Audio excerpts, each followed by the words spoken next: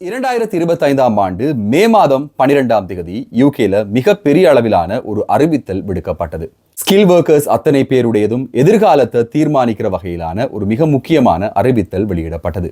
White paper அப்படின்னு சொல்ற ஒரு பேப்பரால அறிமுகப்படுத்தப்பட்ட அந்த அறிவிப்பு என்ன அப்படின்னா, ஸ்கில் ஒர்க்கர்ஸ் ILR ரூட் இப்போதைக்கு 5 வருஷங்களாக இருக்கு, இது 10 வருஷங்களாக அதிகரிக்க போகிறது அப்படின்ற ஒரு அறிவித்தல் வெளியிடப்பட்டது. இந்த 5 வருஷத்துல இருந்து 10 வருஷமாக ILR மாறுறது அப்படின்றது கண்டிப்பாக நடக்கும் அப்படின்னு சொல்லி பலராலும் அது எதிர்ப்பு கூறப்பட்டது. கடந்த சில வருடங்களாகவே குறிப்பாக கன்சர்வேட்டிவ் ஆட்சியில இருந்தே இந்த ஒரு திட்டம் முன்மொழியப்பட்டு வருது. அதுலேயும் குறிப்பாக இந்த திட்டம் செயற்படுத்தப்படும் அப்படின்றது உறுதிபூர்வமாக சொல்லப்பட்டிருந்தது. இங்க இருந்த ஒரு மிக முக்கியமான கேள்வி என்ன அப்படின்னா, இது ஏற்கனவே ஸ்கில் ஒர்க்கர் ரூட்ல இருக்கிறவங்களுக்கும் அப்ளை ஆகுமா, இல்ல புதிதாக யூகேக்குள்ள வாரவங்களுக்கு மாத்திரம்தான் அப்ளை ஆகுமா அப்படின்றதான் மிக முக்கியமான ஒரு கேள்வியாக இருந்தது. இது நடக்க போவது உறுதி, ஆனா இது ரெட்ரோஸ்பெக்டிவ் அப்படின்னு சொல்லப்படக்கூடிய அனைவருக்குமாக அப்ளை ஆகுமாக இருந்தா இதுல பாதிக்கப்பட போபவர்கள் அதிகமானவர்கள் இருக்காங்க அப்படின்ற அடிப்படையில இவர்கள் எல்லாருமே சேர்ந்து ஒரு மிக முக்கியமான முடிவுக்கு வந்திருந்தாங்க. அரசாங்கத்திடம் கேள்வி கேட்பது அல்லது பாராளுமன்றத்துல இது ஒரு விவாத பொருளாக எடுத்துக்கொள்ளப்பட வேண்டும் அப்படின்ற அடிப்படையில உடனடியாக பெட்டிஷன்கள்ல கையெழுத்திட்டு தொடங்கினாங்க.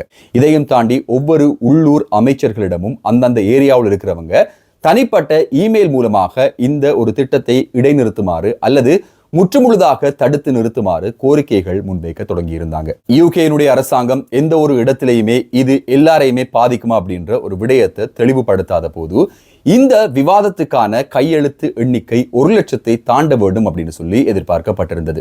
இது 2 லட்சத்தை தொடும் போது இந்த ஒரு தலைப்பு பாராளுமன்றத்தில் விவாதிக்க வேண்டிய ஒரு கட்டாயத்துக்கு உள்ளாகி இருந்தது.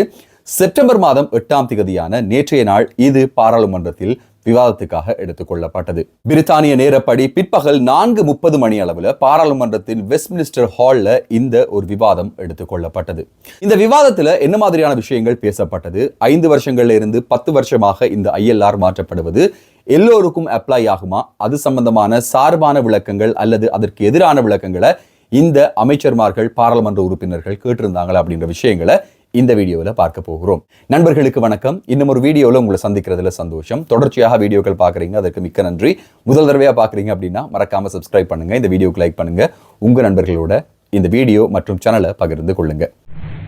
இந்த ILR அப்படின்றதோட சேர்த்து இன்னும் ஒரு மிக முக்கியமான விஷயம் ஆராயப்பட்டது. ஹாங்காங்கை சேர்ந்தவர்களுக்கான விசாக்கள், அதையும் 5 வருஷங்களாக வைத்திருப்பது மிக முக்கியம் அப்படின்ற மாதிரியான ஒரு விடயமும் இதுல கலந்தாலோசிக்கப்பட்டிருந்தது. ஆனா அது நம்ம ஆடியன்ஸுக்கு தேவையில்லை அப்படின்றதுனால இந்த ஸ்கில் ஒர்க்கர்ஸ் 5 வருஷத்துல இருந்து 10 வருஷம் ஆக்க போறாங்களா இல்லையா, அதற்கான இவர்களுடைய பதில்கள் எப்படி இருக்கு அப்படின்ற விஷயங்களை மேற்கொண்டு இந்த வீடியோல பார்க்கலாம். இதுல ஆராயப்பட்ட விஷயங்கள்ல மிக பிரதானமான ஒரு விஷயம் என்ன அப்படின்னா, ஏர்ன் செட்டில்மெண்ட் அப்படின்னு சொல்லக்கூடிய 5 வருஷங்கள்ல கொடுக்க வேண்டிய இந்த ILR 10 வருஷங்கள்ல கொடுக்கிறது மாத்திரம் இல்லாம அதுல குறிப்பிட்டவர்களுக்கான பாயிண்ட்ஸ் பேஸ்ட் அடிப்படையில இந்த ILR வழங்கப்படும். இவர்களால சமூகத்திற்கு கொண்டு வரப்பட்டிருக்கிற நல்ல விஷயங்கள், இவர்களுடைய சமூக பங்களிப்பு, இவர்களுடைய கல்வி தகைமை, இவர்களுடைய ஆங்கில தகைமை போன்ற பல விஷயங்கள் கருத்தில் கொள்ளப்பட்டு இவர்களுக்கான ILR வழங்கப்படும் அப்படின்ற ஒரு அறிவிப்பை அரசாங்கம் வழங்கி இருந்தது. இந்த விவாதத்தின் போது கேட்கப்பட்ட மிக முக்கியமான ஒரு கேள்வி என்ன அப்படின்னா, இந்த 10 வருஷ ஏர்ன் செட்டில்மெண்ட்டுக்கான சரியான கிரைட்டீரியா என்ன அப்படின்றத அரசாங்கம் உடனடியாக தெளிவுபடுத்த வேண்டும் அப்படின்ற ஒரு கோரிக்கை விடுக்கப்பட்டிருந்தது.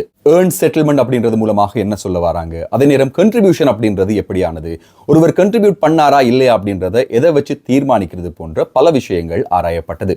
ஸ்கில் ஒர்க்கர்ஸையும் அதே நேரம் இப்போ யூகேல இருக்கிறவங்களையும் இந்த ஸ்கில் ஒர்க்கர்ஸ் ரூட்ல இருக்கிறவங்களுக்கும் சாதகமான ஒரு விஷயம் என்ன அப்படின்னா, இந்த விவாதத்தின் போது மிக முக்கியமாக ஸ்கில் ஒர்க்கர்ஸின் பக்கமாகவும் அதுவும் இப்போதைக்கு இந்த ரூட்ல இருக்கிறவங்களுக்கும் ஆதரவாக அனைத்து பாராளுமன்ற உறுப்பினர்களும் அவர்களுடைய கருத்துக்களை தெரிவித்திருந்தார்கள். அதுல மிக முக்கியமாக இதுல பாதிக்கப்பட போகிற மக்கள் எப்படியெல்லாம் பாதிக்கப்பட போகிறார்கள் அப்படின்றத இந்த மக்கள் சார்புல இருந்து சொல்லக்கூடியதை இந்த விவாதத்தில் முழுதாகவும் அவதானிக்கக்கூடியதாக இருந்தது. இந்த ஸ்கில் ஒர்க்கர் ரூட்ல ஆல்ரெடி இருக்கிறவங்களுக்கு எப்படியான சிக்கல்கள் இருக்கு அப்படின்றது ஆராயப்பட்டது. அதுல மிக முக்கியமாக அதிகரிக்கப்பட்டிருக்கிற NHS சார்ஜஸ், இந்த IHS கட்டணங்கள் அதிகரிக்க வேண்டி இருக்கு. அதே நேரம் மிக முக்கியமாக ஒவ்வொரு விசா ரினியூவலுக்கு போகும்போது இது 10 வருஷங்களாக போகும்போது மிகப்பெரிய அளவிலான ஒரு மன உளைச்சலை இது இவர்களுக்கு ஏற்படுத்தும். அதே நேரம் ஒரு வாக்குறுதியை நம்பி பிரித்தானியாவுக்குள்ள வந்திருக்காங்க, அல்லது இவர்கள் தொட வேண்டிய எல்லை கோட்டை நடுவுலையே கொஞ்சம் தூரமாக்கி வைக்கிறது அப்படின்றது ஒரு நம்பிக்கை துரோகம் என்கிற மாதிரியான பல விஷயங்கள் இந்த விவாதத்தின் போது ஆராயப்பட்டிருந்தது. இமிகிரேஷன் கண்ட்ரோல் செய்யப்பட வேண்டும் அப்படின்றதுல மாற்று கருத்துக்கள் கிடையாது.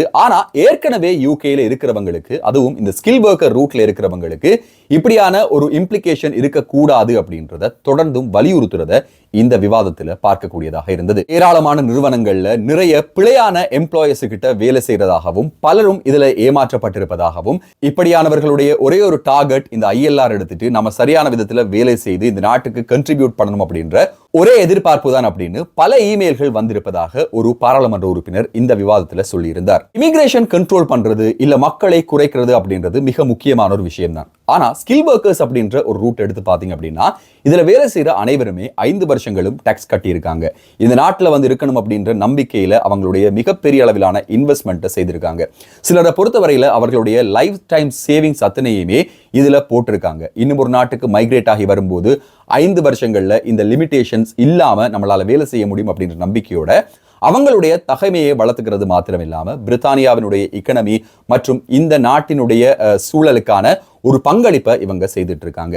இப்படியான ஒரு முடிவு வரும்போது இவர்களுக்கு ஒரு அன்சர்டனிட்டி கிரியேட் பண்ணும்போது இவர்களால வேலையில கவனம் செலுத்த முடியாத ஒரு நிலைமை ஏற்படுகிறது. இதன் மூலமாக இவர்களுடைய ப்ரொடக்டிவிட்டி குறைகிறது அப்படின்ற மிக முக்கியமான ஒரு விடயமும் இந்த விவாதத்தில் ஆராயப்பட்டது.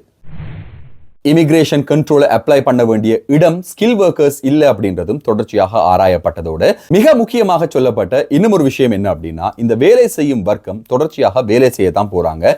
இவங்களுக்கு பெனிஃபிட்ஸ் அப்படின்றது போதாது. பெனிஃபிட் எடுக்கக்கூடிய நிலைமையில இவங்க இல்லை. ஏற்கனவே இவங்க படிச்சிருக்காங்க. இவங்களுக்கான ஒரு ஜாப் மார்க்கெட் இருக்கு. ஸ்பான்சர்ஷிப் அப்படின்ற ஒரு விஷயத்தினால இவங்களோட ஜாப் மார்க்கெட் லிமிடெட் மாதிரி தெரிந்தாலும் கூட இவர்களுக்கு ஸ்பான்சர் பவுண்ட் இல்லை அப்படின்ற ஒரு நிலைமை வரும்போது இவங்க எல்லாருமே வேலை செய்ய தகுதியானவர்கள். இவர்கள் அனைவரும் வரி கட்டக்கூடிய, டாக்ஸ் பே பண்ணக்கூடிய ஒரு கிளாஸ்ல இருக்கிற மக்கள்.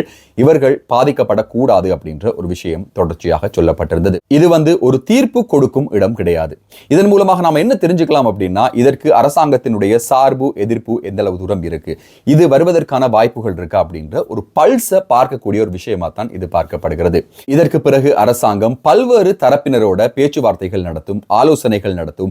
மேக் அட்வைசரி கமிட்டி இது சம்பந்தமான அவர்களுடைய இன்புட் கொடுப்பார்கள். இதுல இருந்துதான் இந்த ILR 5 வருஷத்துல இருந்து 10 வருஷம் எல்லாருக்குமே அப்ளை ஆகுமா அப்படின்றது பார்க்கப்படும். இந்த வருட இறுதியிலும் இது மேலும் ஆராயப்படும் அப்படின்னு சொல்லப்படுற அதே வேளையில இந்த விவாதத்தை வச்சு பார்க்கும்போது புரிந்து கொள்ளக்கூடிய ஒரு விஷயமாக இருந்தது என்ன அப்படின்னா, இது எல்லோருக்குமே அப்ளை ஆவதற்கான வாய்ப்புகள் மிக மிக மிக குறைவாக இருக்கிறது.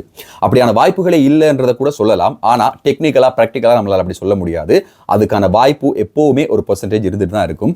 ஆனா இந்த விவாதத்தை வச்சு பார்க்கும்போது இந்த மக்களுடைய பார்வையில இருந்து இல்ல இந்த மக்களுடைய வாழ்க்கை முறையில இருந்து இவர்களுடைய நஷ்டங்கள், இவர்களுடைய எதிர்பார்ப்புகளை வைத்து இந்த பாராளுமன்ற உறுப்பினர்கள் விவாதத்துல கருத்து தெரிவித்திருந்தது மிக முக்கியமாக அவதானிக்கக்கூடியதாக இருந்தது.